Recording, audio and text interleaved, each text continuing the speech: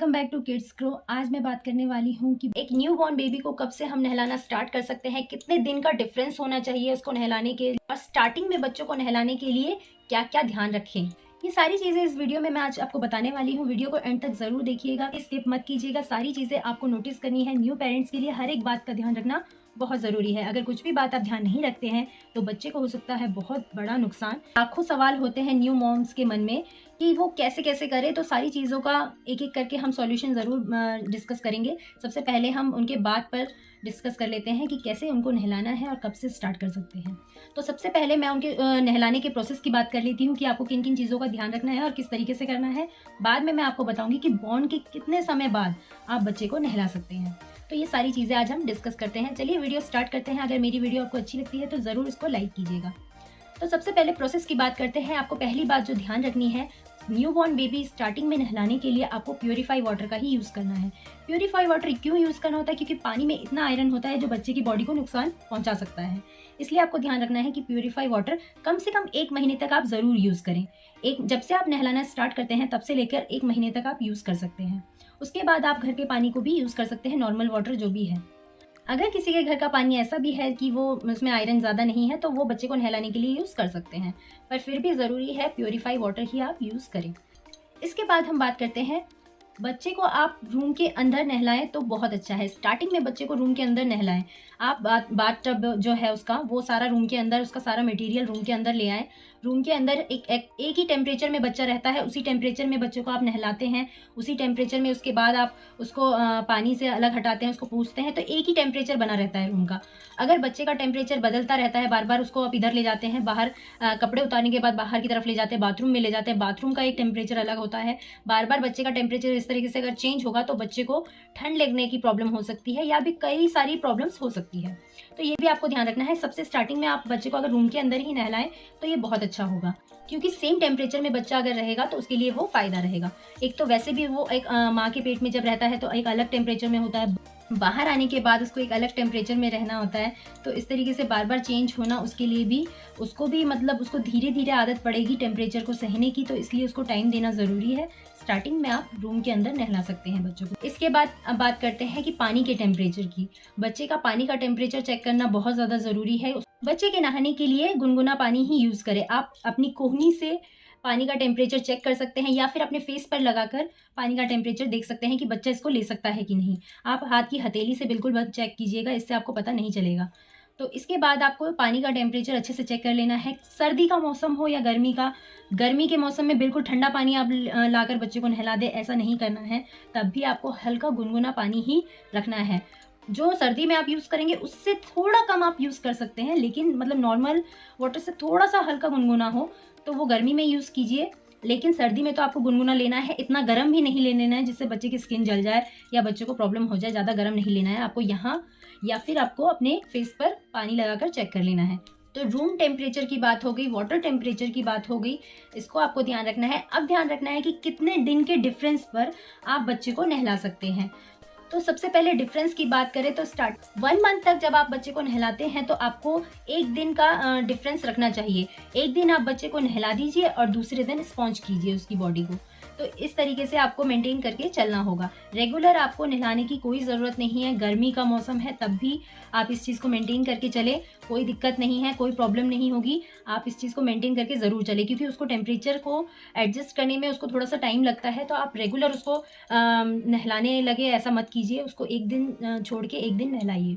एक दिन आप उसकी बॉडी को स्पॉन्ज जरूर कीजिए, उसको ऐसे ही मत रखिए, स्पॉन्ज जरूर कीजिए, क्योंकि बच्चे की मालिश की हुई होती है, उसकी बॉडी पे तेल लगा हुआ होता है। स्पॉन्ज करना बहुत ज़रूरी है, नहीं तो जो उसके पोर्स होते हैं वो बंद हो जाते हैं, तो इससे भी काफ़ी सारी प्रॉब्लम्स हो सकती है। स्पॉन्ज जरूर कीजिए बच्चे को।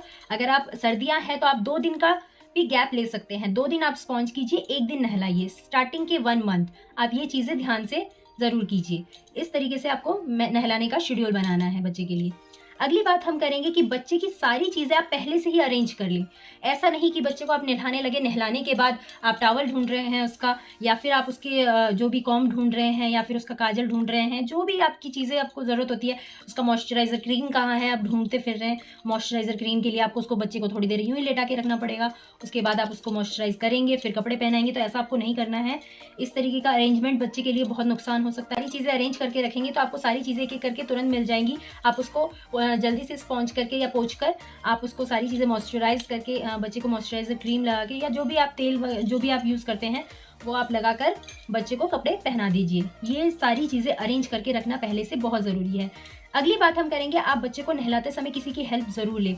कभी-कभी आपकी मतलब किसी भी तरीके की प्रॉब्लम हो सकती है बच्चे को, अगर आपको उसको होल्ड करना होता है, उसके सर को सपोर्ट करना होता है, फिर पानी भी लेना होता है उसके ऊपर, तो इस तरीके से आप किसी की हेल्प ज़रूर लें। घर में एक किसी की हेल्प अगर लेंगे आप, तो आपको बहुत ईज़ी होगा बच्चे को नहलाने के लिए। इसलिए घर में किसी की मदद ज़रूर लें। अगली प्रॉब्लम जो होती है, कई पेरेंट्स के मन में आता है कि क्या हम शैम्पू कर सकते हैं बच्चे को, इतने छोटे बच्चे को शैम्पू कर सकते हैं या फिर नहीं कर सकते? तो इस तरीके की प्रॉब्लम होती है। इसके लिए मैं एक बात कहना चाहूँगी, आप बच्चे को शैम्पू कर सकते हैं, कोई दिक्कत नहीं है। शैम्पू इवन कर दीजिए तो ज़्यादा अच्छा रहता है, क्योंकि आजकल हॉस्पिटल में बच्चों को नहलाया नहीं जाता पहले की तरह अच्छे से वॉश करके। इसीलिए उसके बच्चों के सर पे क्या होता है, व्हाइट जो पोर्शन होता है ना, वो लगा रहता है। उस वजह से उस पे काफ़ी सारे घाव या फिर कुछ व्हाइट तरीके की चीज़ें हो जाती है सर पे बच्चे के, जो घाव बन जाता है, फिर बाद में उसको प्रॉब्लम होती है। तो आप ज़रूर बच्चे को जब आप नहलाना स्टार्ट करते हैं, 1 हफ्ते बाद बच्चों को ज़रूर शैम्पू कीजिए। स्टार्टिंग में बच्चे को 1 हफ्ते बाद आप शैम्पू कर सकते हैं, उसके बाद आप 2-3 दिन के डिफरेंस पे भी स्टार्टिंग में कर सकते हैं। जब बच्चे का सर साफ हो जाता है, उसके बाद आप शैम्पू करना कम कर सकते हैं, कोई दिक्कत वाली बात नहीं है। मॉर्निंग की एकदम स्टार्टिंग वाली धूप देना बच्चे को बहुत ज़रूरी है, वो बच्चों के लिए वैसे भी फ़ायदा। तो ये सारी चीज़ें आपको ध्यान रखनी है बच्चे को नहलाते वक़्त। कितने दिन का डिफरेंस है और टेम्परेचर कैसा रखना है, ये सारी चीज़ें आप ध्यान रखेंगे तो कोई दिक्कत नहीं होगी, बच्चे को आप नहला सकते हैं। उसके बाद हम ये बात करते हैं कि बच्चे को आप नहलाना स्टार्ट कब से करें।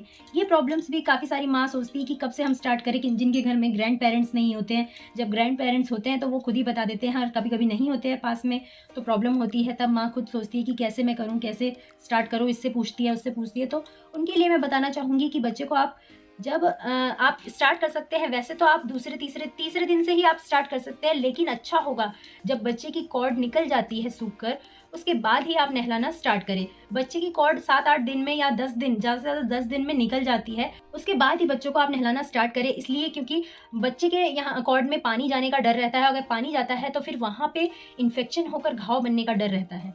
तो वो जगह आपको सूखी रखनी है, बिल्कुल कॉर्ड वाली जगह। अगर आप बच्चे को कॉर्ड निकलने से पहले आप सोचते हैं कि नहलाना है, नहलाना नहीं है, आप स्पॉन्ज कर सकते हैं बच्चों को, जिससे वो जो कॉर्ड वाला पोर्शन है वो गीला नहीं होगा। उस पोर्शन को सुखा के रखना बहुत ज़्यादा ज़रूरी है। जो भी मेडिसिन होती है, जो भी आपको डॉक्टर प्रोवाइड करते हैं मेडिसिन, वो आपको उस जगह पर लगा देनी है। आपको कोई गीले कपड़े से वहाँ पे साफ नहीं करना है, आपको कुछ नहीं करना है, आपको उसको नॉर्मली सूखने देना है। तो स्टार्टिंग में आपको नहलाने की बात पर यही ध्यान रखना है कि आप कॉर्ड निकलने के बाद नहलाना स्टार्ट करें, उससे पहले बच्चे की बॉडी को नॉर्मली स्पॉन्ज करें। स्पॉन्ज करने समय आपको ये भी ध्यान रखना है कि साफ कपड़ा होना चाहिए, उसको पानी में अच्छे से डिप करके अच्छे से निचोड़ लेना है आपको। अच्छे से निचोड़ने के बाद ही बच्चों की बॉडी को आप स्पॉन्ज कीजिए। तो ये सारी चीज़ें आपको ध्यान रखकर चलनी है कि बच्चों को नहलाते समय ये सारी चीज़ें मेंटेन करके चले, कोई दिक्कत नहीं होगी, कोई प्रॉब्लम आपको फेस नहीं करनी पड़ेगी। न्यू मॉम्स की सारी प्रॉब्लम इसमें कवर हो जाएंगी कि कैसे बच्चे को नहलाने से रिलेटेड सारी प्रॉब्लम्स का मैंने डिस्कशन कर दिया है, कब से आपको स्टार्ट करना है वो भी सब कुछ बता दिया है। आई होप कि ये वीडियो आपको पसंद आई होगी, आपके लिए यूजफुल रहेगी। इस वीडियो को दूसरों के साथ ज़रूर शेयर कीजिएगा, जिससे उनको भी थोड़ी सी हेल्प मिल सके।